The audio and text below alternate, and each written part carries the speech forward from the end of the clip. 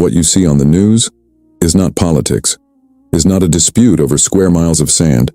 It is the fulfillment of a 3,000-year sentence written by a seer named Asaph, while suit and tie commentators try to explain the Middle East with human logic. Psalm 83 reveals a script the media doesn't have the courage to read, because it proves that history has an owner, and that owner has a plan. Have you ever asked yourself why the hatred against Israel seems to have no end? Why nations that hate each other suddenly embrace in a death pact against a single people?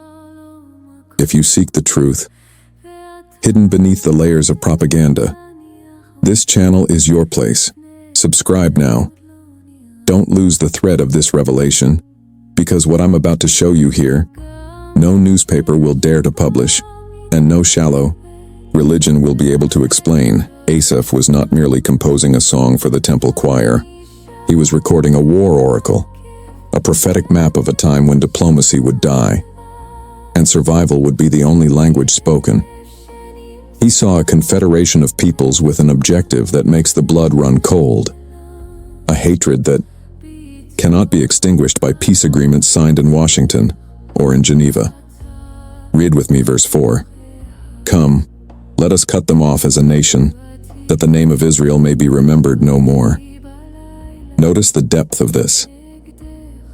The target is not the government, not the army. It is the bloodline. It is the historical record. It is the very memory of a people's existence. To understand the now, we need to open the original manuscript, without the lenses of modern translation that softens what is raw. The Hebrew word for nation here is goy, and for name is Shem. Asaph is not speaking of a border dispute. He is speaking of an erasure of identity, of a spiritual reset. If the name of Israel dies, if the seed of Abraham is extinguished, the word of the Creator in Genesis becomes a lie, and the throne of God would be, theoretically, shaken. That is why the conflict is eternal, because it is a war against the Word, manifested in flesh and bone. Many confuse this war with that of Gog and Magog, but stop being deceived by those who don't study the text. Ezekiel 38 speaks of people coming from afar, from the far north, from Russia, from Iran, from Turkey. Psalm 83 is different. It is far more urgent. It is the war of the neighbors. These are the ones who share the wall, the ones who smell the coffee of Jerusalem, the ones who are next door. Asaph lists 10 groups, and if you place today's GPS over them, the map is a mirror of what you see on satellite right now. We have the tents of Edom and the Ishmaelites, southern Jordan and the Arabs of the peninsula. Peoples who carry in their DNA a millennial resentment over a lost birthright. Moab and the Hagrites. Central Jordan and the militias that operate today in the Syrian desert. Mercenaries of faith who sell their lives for an ideology of destruction. Gebal and Ammon. Northern Jordan and Lebanon, where the mountains hide more than trees. They hide bunkers and missiles aimed at the heart of Zion, and here the code becomes transparent. Philistia with the inhabitants of Tyre. Pay attention, friend. Biblical Philistia is exactly the Gaza Strip, the stronghold of Hamas. Tyre is southern Lebanon controlled by Hezbollah. The script is being followed, comma by comma, while the world sleeps. The prophet Asaph describes the logistics of the siege. Gaza to the south, Hezbollah to the north, militias in Syria and Iraq to the east. The map from 3,000 years ago is the map that the IDF has on their radar today, and you are here, watching the prophecy leap from the pages into reality. It is not coincidence. It is not luck. It is the clock of God ticking. Do you feel the weight of this time? Do you feel the veil growing thin? If so, prepare yourself, because what comes next in this oracle will change the way you look at tomorrow. The siege is set, the pieces are on the board, and the silence of God is only the prelude to his action. Let us do what no one has the courage to do. Take the dusty names of ancient tribes and place today's GPS over them, without a filter, without fear of seeming crazy, because the foolishness of God is the wisdom the world cannot reach. Asaph did not list these 10 groups by chance. Each name carries a geography, and each geography carries a spirit that operates on the front lines today. The first code, the tents of Edom and the Ishmaelites. If you look at the map of Israel, to the south, you will see the region that today belongs to Jordan and the Arab groups surrounding the Negev desert. Edom represents resentment, the brother who sold his birthright for a bowl of lentils, and who to this day does not accept that the Messiah comes from Jacob. The Ishmaelites are the base of the Arabian Peninsula, the force that today finances the silence of the West with black gold. They are there, waiting for a breach in the wall. Then we have Moab and the Hagrites. Moab is the heart of modern Jordan, a land that has always had a love-hate relationship with Israel, but that in Asaph's oracle finally decides which side it is on. The Hagrites are descendants of Hagar, linked to the territory of Syria, where Iranian militias today set up their rocket launchers. Do you understand what is happening? The pieces are not countries. They are families. They are clans that swore vengeance before our civilization even dreamed of existing. But the central point, the Achilles heel of this war, lies in Gebel, Ammon, and Amalek. Gebel is the ancient port of Byblos, in Lebanon. Ammon is the capital of Jordan. Ammon and Amalek, friend.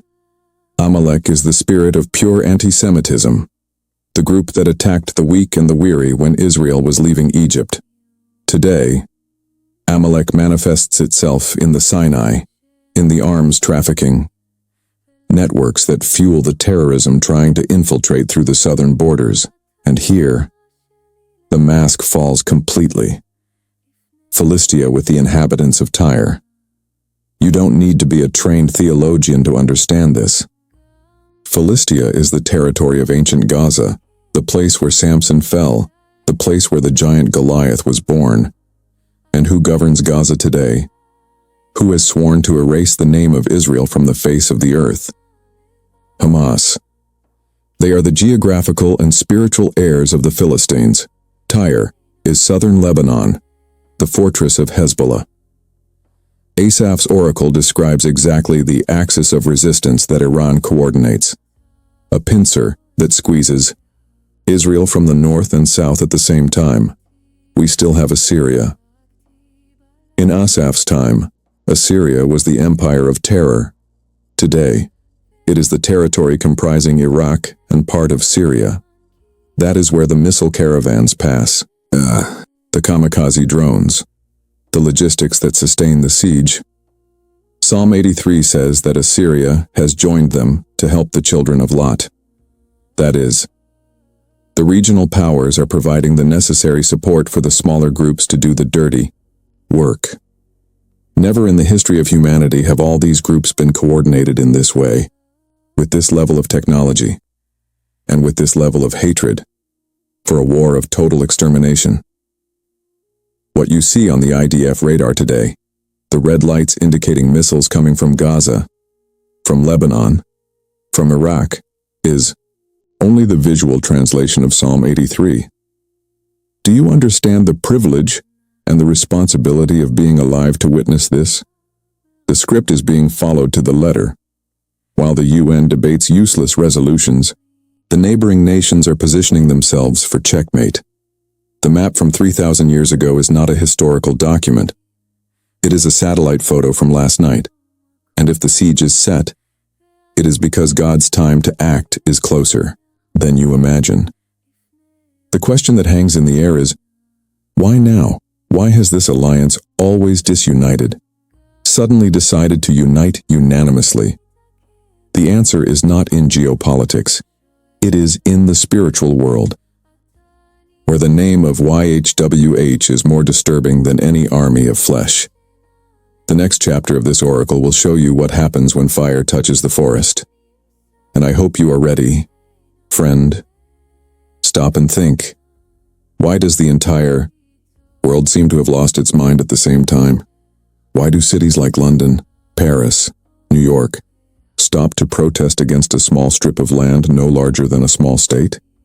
The answer is not in economics. It is not in human rights. It is in verse 5 of Psalm 83. For they have consulted together with one consent. They are confederate against thee. In Hebrew, the word for pact is berit. But it is not a commercial contract. It is a blood oath. What we are witnessing today is what modern diplomacy has named the axis of resistance, but what the spiritual world knows as the confederation of ancient hatred. It is an irrational alliance, a union of groups that, under any other circumstances, would be killing each other, but who embrace when the target is the name of Israel. Do you grasp the gravity of this? It is a magnetic force that pulls evil from every corner toward a single geographic point, Jerusalem. And here enters the great trap, replacement theology. The world system, influenced by centuries of misguided religious interpretation, wants to convince the nations that God abandoned Israel, that the Creator changed his mind, that the promises have expired. But Psalm 83 is the alarm clock no one wants to hear. The siege that the neighbors mount today is the final attempt to prove that the Bible is wrong. If they succeed in erasing the name of Israel, they prove that God failed. Do you understand the size of the game being played? It is not about Hamas. It is not about Hezbollah. It is about the integrity of the word. That is why the hatred is so coordinated. That is why you see students at elite universities defending groups that would hate them. It is spiritual blindness, a fog that descends upon the intellect of the nations so that the siege may be completed. But while the siege tightens on the earth, the glory, the kavod, begins to resonate in the heavens. Psalm 83 shows that Israel will be pushed to the limit, to the point where there seems to be no way out, so that the victory cannot be attributed to the intelligence of Mossad or to the fighter jets of the Air Force, but to the strong arm of the Most High. Look at the logistics of the chaos surrounding us. The Euphrates River is drying up. The waters are receding and revealing tunnels and pathways that the Bible said would be used by the kings of the East. Syria, which was the cradle of civilizations, is today a pile of smoldering ruins, just as Isaiah prophesied. Lebanon is in total collapse, transformed into a powder keg. All of this is the short fuse of Psalm 83. When this war of neighbors finally explodes, the result will not be a handshake. It will be a radical change in the geography of the Middle East. This unanimous confederation believes it is setting a trap for Israel, but, in reality, they are setting their own destruction. They believe that the silence of the West is the green light for extermination. But they forget that he who guards Israel neither slumbers nor sleeps. Friend, you must understand that what is happening at the port of Haifa, or in the hills of Galilee, is the thermometer of your own faith. If the world hates the people of the promise, the world will eventually hate anyone who bears the mark of the Creator. We are living the time of the sifting of the nations. Psalm 83 forces every country, every government, and every individual to choose a side. There is no more room for lukewarm neutrality. Either you understand Asaph's oracle and position yourself with the truth, or you will be swept away by the current of the unanimous pact. Geopolitics is only the shadow. The reality is the conflict between light and darkness for control of the final narrative of humanity. When this war of neighbors ends, and it will end with a crushing and supernatural victory for Israel, the world will enter a state of shock, and it will be that shock that brings the false sense of security. The deceptive peace that Ezekiel describes, where Israel will dwell safely, without walls, without bars, preparing the stage for the final chapter, the global invasion of Ezekiel 38. Psalm 83 is the blood-stained step that precedes the throne. Are you ready for what comes after the fire? We have reached the point where diplomacy dies, and the sovereignty of the Most High takes control of the narrative. At the end of Psalm 83, Asaph does not ask for a negotiating table. He does not ask for a ceasefire mediated by world powers. He makes an imprecatory prayer, a summons to the fire court of the Creator. He asks God to deal with this confederation of neighbors, Edom, Moab, Gaza, Hezbollah, as he dealt with Sisera and Jabin at the brook Kishon.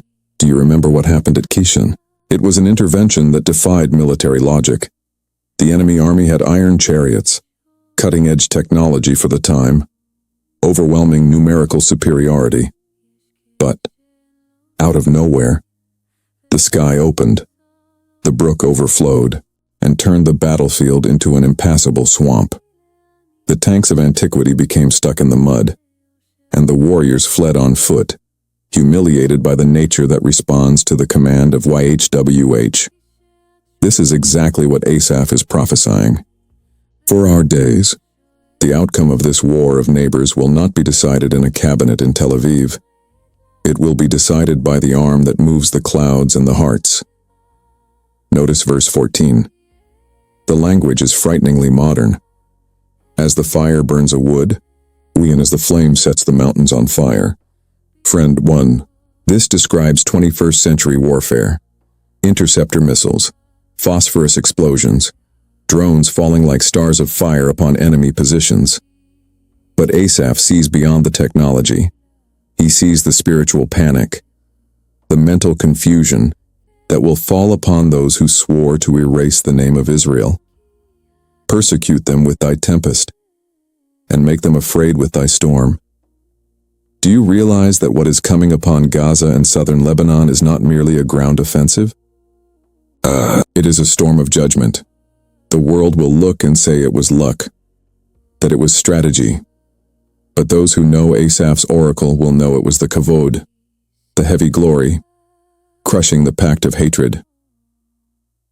The outcome of this war will bring forced recognition, not a heartfelt repentance. Verse 16. Fill their faces with shame, that they may seek thy name, O Lord. Here is the key to everything, the ultimate goal of all the bloodshed, of all the global tension, of every rocket that crosses the sky of Galilee, is to reveal the name. The name that Pilate tried to conceal in an acrostic on the cross, the name that is encoded in your DNA, and the name that the neighbors of Israel hate with all their strength. They want to erase the memory of the name. But God will use their war to exalt his name above all names. When the smoke of Gaza clears, and when Lebanon is silenced by fire, the world will enter a state of deep shock. The nations will realize that there is an X factor in Israel that cannot be calculated by CIA analysts or Russian intelligence. And it will be in that power, vacuum, in that silence of astonishment, that the false peace will come. The deceptive security that prepares the way for the final chapter, the global invasion of Ezekiel 38. Psalm 83 is the blood-soaked step that precedes the throne. Reflect on your own life in the light of this chaos. Which side of the wall are you on? Are you with the unanimous pact of the nations that follow the current of hatred? Or are you with the remnant that understands the original oracle? The spiritual transformation the world so desperately seeks is only possible when you acknowledge what verse 18 declares, that men may know that thou, whose name alone is YHWH, art the most high over all the earth. There are not two gods. There are not two truths. There is only one king, and he is returning to reclaim what is his. The war you see today on the news is only the echo of a battle already won in eternity. But while the clock ticks, you have a choice. You can continue to see the facts as a mere political observer, or you can dive into the raw exegesis and become a watchman of this time. The time of neutrality is dead, and the time of total revelation has begun. Let us recap the points of the journey we made today. We saw the siege. We mapped the enemies. We understood the pact of hatred, and now we see the fiery outcome. Prophecy is not given to fill you with fear. It is given to give you direction. If you understand that the name of YHWH is the center of history, you understand that your life also has a sovereign purpose in the midst of the chaos. Subscribe to this channel if you want to continue accessing the original manuscript without the layers of lies from the system. Share this revelation with those who are still blinded by hatred or ignorance. The clock will not stop, and the next code is already being activated in the Middle East. Don't be left behind. Don't be deceived. Move.